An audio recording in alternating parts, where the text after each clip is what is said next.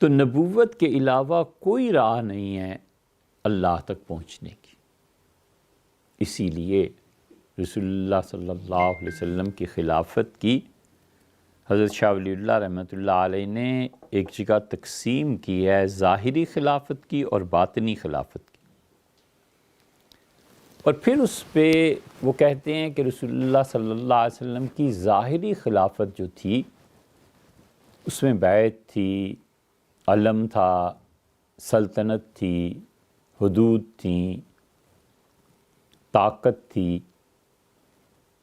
اور باطنی خلافت رسول اللہ صلی اللہ علیہ وسلم کی جو ان سے چیزیں اور احساسات منتقل ہوئے ہیں آگے کو، وہ صوفیہ۔ اسی لیے یہ جو بعض بزرگ بڑے قوی نسبت ہونے کے باوجود جب بیعت لیتے ہیں تو ان کے اندر خود ایک طرح کا فرق پڑتا ہے۔ مرید اور سالک جتنا صالح، نیک اور متقی ہوتا ہے، اس کی بیعت سے شیخ پہ خود فرق پڑتا ہے، وہ خود اس کو محسوس کرتا ہے۔ یہاں تک کہ بعض صوفیاء نے کہا کہ جب کوئی بیعت ہوتا ہے تو ہمیں اسی دن پتہ چل جاتا ہے کہ یہ شخص کس استعداد کا مالک ہے، یہ اس خلافت کو جو رسول اللہ صلی اللہ علیہ وسلم سے چلی آ رہی ہے یہ متحمل ہو سکتا ہے یا نہیں ہو سکتا۔ اور جب انہیں پتہ چل جاتا ہے کہ ہاں یہ اس بوجھ کو اٹھا سکتا ہے تو اس کی خاص طور پہ تربیت ہوتی ہے تاکہ آخر پہ پہنچ کے انہوں نے دنیا سے جانا ہے تو نظام تو چلانا ہے، کسی کے حوالے کر جائے۔ وہ خاص فرق جو بیعت سے خود شیخ کو فائدہ ہوتا ہے۔ یہ پیری مریدی، یہ رسمیں، یہ جو آج کل ہے نا، اب تو اگر کوئی ان کو برا نہ کہے تو وہ خود صاف صوفی نہیں ہے۔ یہ جو شعبدہ بازیاں ہیں، اپنے آپ کو پاک، نیک، شخصیت کو بنا سنوار کے تمام عیوب سے پاک بنا کر لوگوں کے سامنے پیش کرنا، یہ تصنع اور بناوٹ کبھی بھی نہیں تھا۔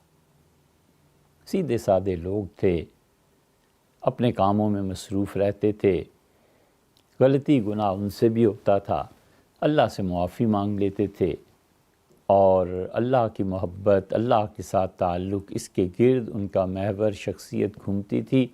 کبھی بھولے سے بھی یہ کوشش نہیں کی کہ ہمارا حلقہ ارادت بنے اور کوئی ہمارے پاس آئے اور سنے، اور یہ کچھ بھی نہیں تھا۔ یہ سب چیزیں بعد کی پیداوار، اور یہ سب چیزیں اتنی شدید اللہ کے اور بندے کے درمیان پردے ڈال دیتی ہیں کہ موت یا اس کے بعد جا کر پھر وہ پردے کہیں ہٹتے ہیں۔ صرف منتہا دو چیزیں ہو جاتی ہیں۔ ایک تو یہ کہ پیر کہتا ہے تم میری دنیا کا خیال کرو، میں اس میں ناکام نہ رہوں، اور میں تمہارا خیال کروں گا اگرچہ تم اللہ تک نہیں پہنچنے والے۔ اب یہی رہ گیا کہ آستانہ عالیہ بنے، کوئی مرکز بنے، کوئی ہاؤ ہو کرنے والا ہو، کوئی ذکر کی مجالس، کوئی یہ چیز، کوئی یہ چیز، اور اسے ہوا بھی نہیں لگی ان اعمال کی جو اعمال نبوت سے منسلک کرتے ہیں آدمی کو۔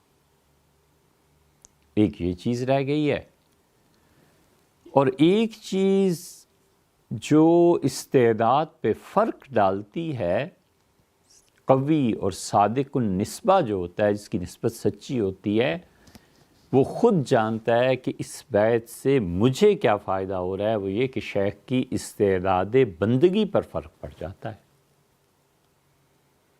بہت بڑی بات ہے، اللہ کی بندگی، اس کی استعداد اس میں بڑھ جاتی ہے شیخ میں۔ تو اگر اپنی استعداد بڑھتی ہو شیخ کی مریدوں کو بیعت کرنے سے، تو وہ عاجزی اور انکساری اگر طبیعت میں نہ ہو تو پھر تو مغرور ہو جائے گا۔ وہ جب استعداد بڑھتی ہے تو پھر وہ روتا ہے اللہ کے سامنے کہ اے رب تیری مہربانی ہے کہ کسی نے آ کے اس شدید گرمی میں نلکا کھول دیا اور ٹھنڈا پانی آنے لگا، تیری بندگی اور زیادہ بڑھ گئی ہے، اس شخص کا مجھ پہ احسان ہے۔ کہاں یہ تصور کہ میرا تم پر احسان ہے، میں تمہیں لے کے چل رہا ہوں، اور کہاں یہ تصور کہ بابا آپ کا احسان ہے، آپ کی مہربانی ہے، آپ نے مجھے اپنا شیخ مرشد پیر یا کچھ بھی بنا لی۔ یہ حقیقی ہے۔ اور استعداد بندگی پر تو جب فرق پڑے جب اس کو خود کوئی نسبت حاصل ہو، اور جب نسبت خود ہی تباہ کی ہوئی ہو تو اسے پتہ ہی نہیں چلے گا۔